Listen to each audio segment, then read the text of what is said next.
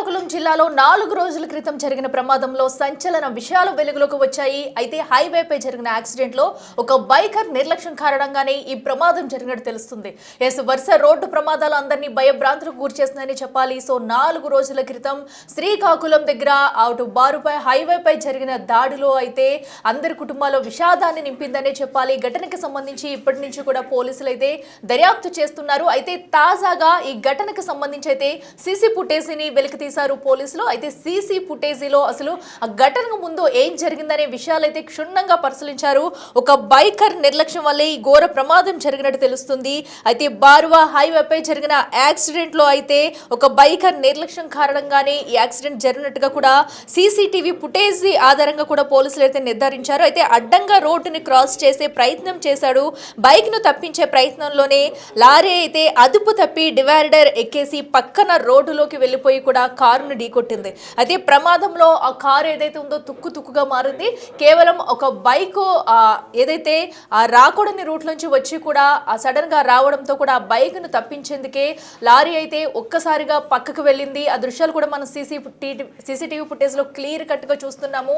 ఆ బైక్ ని తప్పించబోయి డివైడర్ ను ఢీకొని పక్కనే ఉన్న పక్క రోడ్డులో ఉన్న ఆ కారును అయితే వేగంగా ఢీకొట్టింది. దీంతో కారు నుజ్జుగా మారిపోయిందని చెప్పాలి. సో ఈ విజువల్స్ అంతా కూడా సీసీటీవీ ఫుటేజ్ లో క్లియర్ గా రికార్డ్ అయ్యి మీరు బిగ్ టీవీ స్క్రీన్ మీద కూడా చూడొచ్చు. ఒక్కసారిగా ఆ బైకర్ ఎంత అతివేగంగా ఆ లారీ ముందుకు వచ్చేసాడని చెప్పేసి. సో ఆ లారీ డ్రైవర్ ఆ బైకర్ కి ఏదైనా అవుతుందేమో అన్న కోణంలో ఒక్కసారిగా సడన్ గా తనైతే రైట్ టర్న్ తీసుకున్నాడు. దీంతోనే డివైడర్ ఎక్కేసి కూడా సో ఏదైతే అది తీసుకున్నారో దీంతో ఒక్కసారిగా ఆ కారు మీదకి వెళ్ళిన దృశ్యాలు అయితే మనం చూస్తున్నాము. ఇప్పుడు ఒకసారి అసలు ఆ రోజు ఏం జరిగింది ఏంటనేది కూడా ఒకసారి విజువల్స్ లో క్లియర్ కట్ గా చూద్దాం.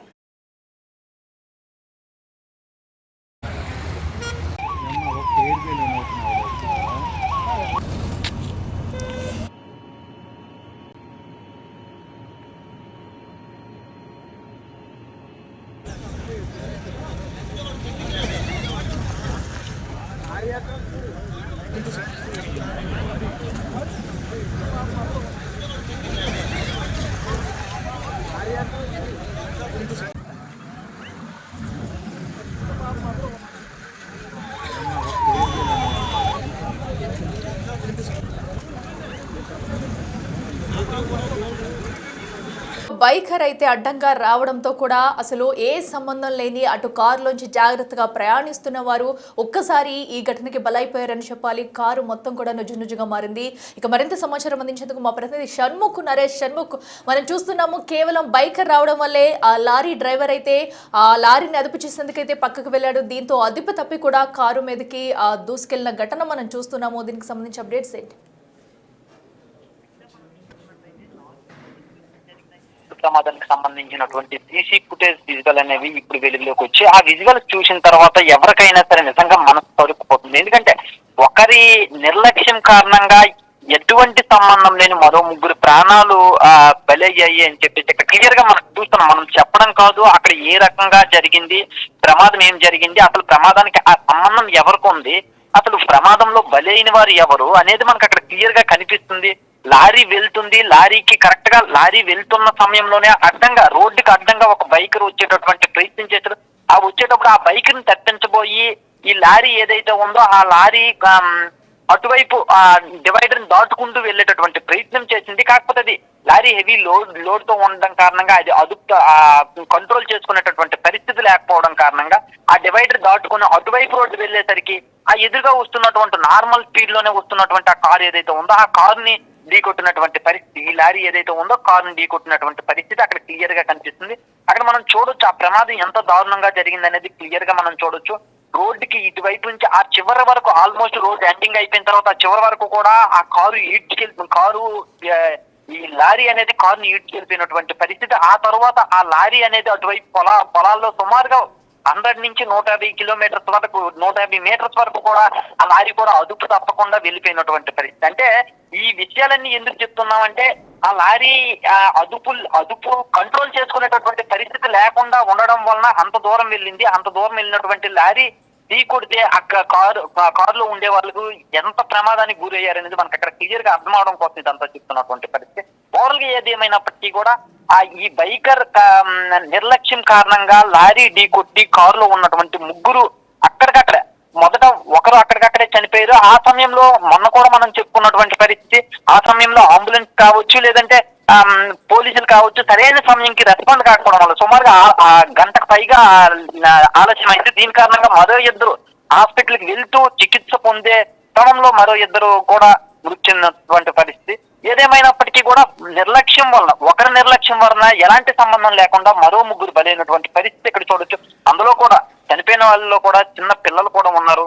నిజంగా బాధను కలిగించేటటువంటి పరిస్థితి. పోలీసులు కావచ్చు లేదంటే ఆ రోడ్ అధికారులు కావచ్చు రోడ్డు నిబంధనలు పాటించాలి అని చెప్పి ఎంత చెప్పినా గానీ ఈ చిన్న చిన్న నిర్లక్ష్యాల కారణంగా సంబంధం లేని వాళ్ళు చాలా మంది చనిపోతున్నటువంటి పరిస్థితి కనిపిస్తుంది. అఖిల, షణ్ముఖ్, అయితే ఆ బైకర్ ని అదుపులోకి ఏమైనా తీసుకున్నారా పోలీసులు? ఎందుకంటే ప్రధానంగా బైక్ వల్లే కదా ఈ ఘోర ప్రమాదం అయితే జరిగింది. అండ్ అలాగే బాధితులకు ఏమైనా ప్రభుత్వం తరపు నుంచి వారి కుటుంబ సభ్యులకి ఏమైనా సహాయం అందించున్నారా?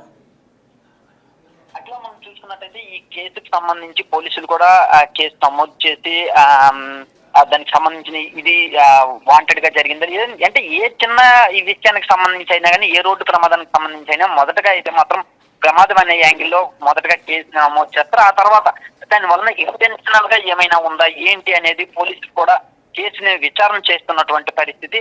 అయితే దీనిపైన ప్రభుత్వం కావచ్చు అధికారులు కావచ్చు మంత్రి అచ్చెన్నాయుడు కూడా ఈ ఘటన పైన దిగ్భ్రాంతి వ్యక్తం చేశారు.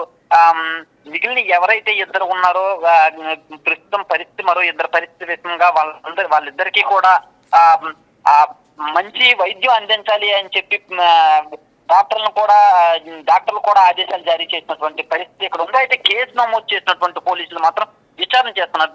దీని వెనక ఏమైనా నార్మల్ గానే జరిగిందా, ప్రమాదవశాత్తు జరిగిందా, లేకపోతే వేరే కోణం ఏమైనా ఉందా అనే యాంగిల్లో కేసు విచారణ చేస్తున్నారు. అట్లా okay, right Shanmukh, thank you. So చూస్తున్నాం కదా ప్రస్తుతం ఏదైతే అటు బారువా హైవేపై జరిగిన ఘోర ప్రమాదంలో అయితే ఘటన జరిగిన అనంతరం కూడా ఆ ముగ్గురు అయితే చనిపోవడం మనం చూస్తున్నాం. అయితే ఏదైతే ఒక బైకర్ సడన్ గా రావడంతో అతనిని తప్పించేందుకే లారీ డ్రైవర్ అయితే ఒక్కసారిగా కూడా దాన్ని టర్న్ తీసుకునే ప్రయత్నం చేశాడు. ఈ నేపథ్యంలో డివైడర్ ఎక్కి అతి వేగంగా వస్తున్న అటువైపు నుంచి వస్తున్న కారునైతే ఢీ కొట్టడంతో ఒక్కసారిగా కారు మొత్తం నుజ్జునుజ్జుగా అయిపోయి కారులోని వ్యక్తులు చనిపోయిన విషాద ఘటన మనం చూస్తున్నాము.